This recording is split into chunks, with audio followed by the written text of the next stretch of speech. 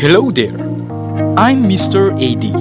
Today, I'm going to tackle deeply one of the part of speech.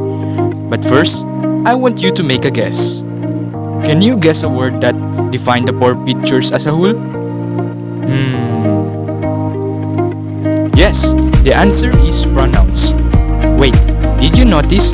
There are unfamiliar pronouns. Don't worry, they are also pronouns and will be tackled deeply later. Let us first define what is pronouns. Pronouns refer to and replace nouns, which is the names of people, places, and things that have already been mentioned or that the speaker or writer assumes are understood by the listener or reader. So, pronouns refer to and replace noun. But what is the importance of pronouns? Read aloud this sentence and you'll begin to see the importance of pronouns.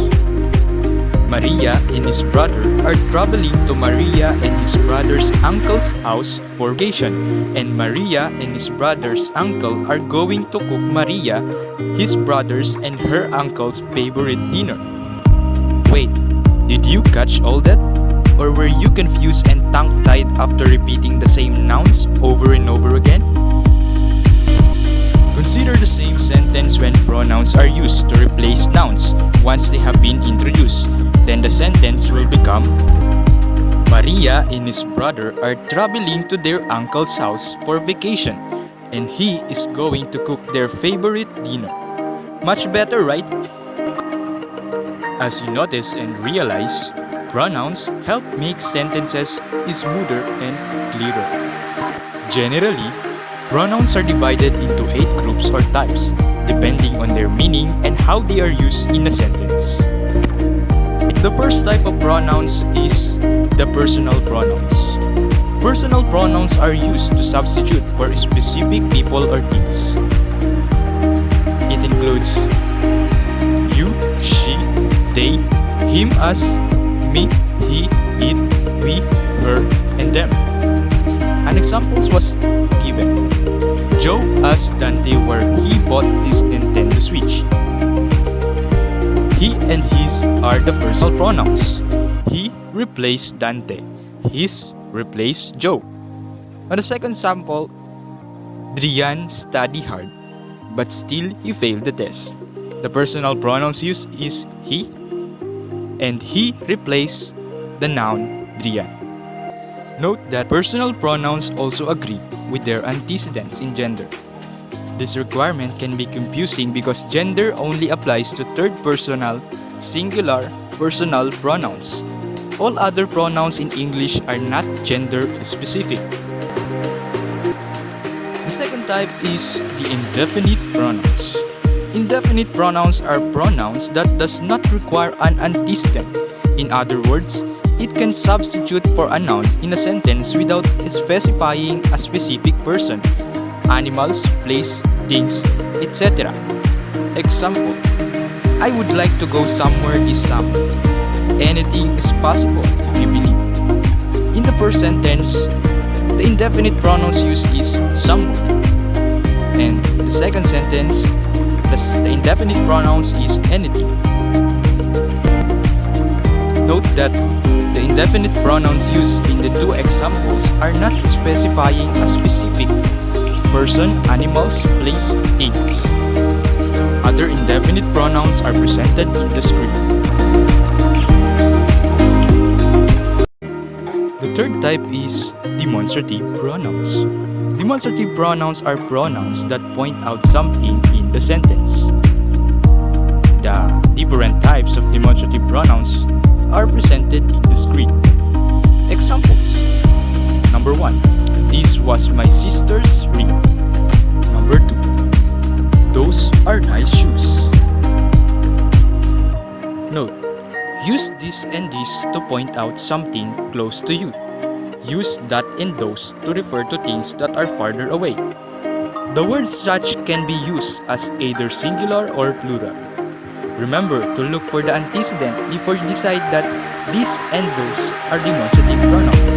If you cannot find the antecedent, the words are not demonstrative pronouns. The demonstrative pronouns used in the two sentences are these and those.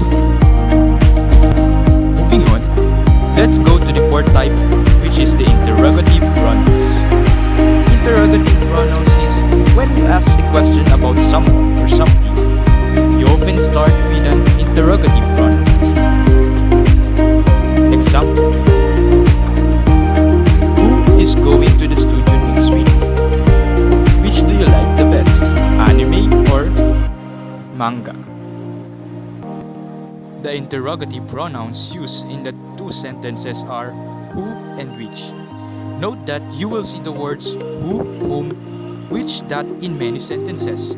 If they are not used to ask the questions, then they are not interrogative pronouns. The fifth type is the relative pronouns.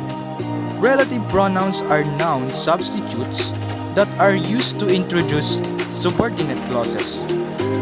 Relative pronouns are often known as subordinating pronouns or subordinate clause makers. Punctuation for relative pronouns would whether they introduce a restrictive or non-restrictive clause. A restrictive clause is a clause that is essential to the meaning of the main clause, while a non-restrictive clause is not. Take a look at the examples. Number 1. We are looking for a good computer that can handle full motion video editing. So the relative pronouns used is that, which is used to introduce a restrictive clause. On the second sentence, we are shopping for a new computer, which might cause us to be late for dinner, which is used to introduce non-descriptive clause and which is the relative pronoun. The sixth type is the reflexive pronouns. Reflexive pronouns are used when the receiver of the action is the same person as the doer. In other words, if someone does something to himself or herself, the action is expressed using a reflexive pronoun. Singular reflexive pronouns are myself, yourself, himself, herself, and itself. Plural reflexive pronouns are ourselves, yourselves, and themselves. Examples. Number 1. Vince, you must be careful not to push yourself too far. So, the reflexive pronouns used is yourself, which is a singular reflexive pronoun. On the second sentence, players, watch yourselves out there on the field today. So, the reflexive pronouns used is yourselves, and yourselves are a plural reflexive pronouns. The seventh type is the emphatic pronouns. Emphatic pronouns is looking exactly like reflexive pronouns, but they are used to emphasize a noun or another pronoun. Singular emphatic pronouns includes myself, yourself, herself, and itself. Plural emphatic pronouns includes ourselves, yourselves, and themselves. Examples are: Number 1. I will build the house myself. The emphatic pronouns used is myself, which is emphasizing the pronoun I. On the second sense, we will watch the show ourselves. The emphatic pronouns used is ourselves, emphasizing the pronoun we. The last is the reciprocal pronouns.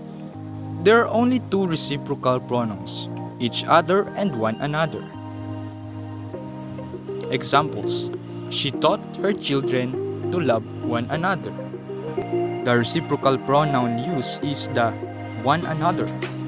The second example is Ian and Kat love each other. The reciprocal pronoun used is each other. Thank you, and that's all for today.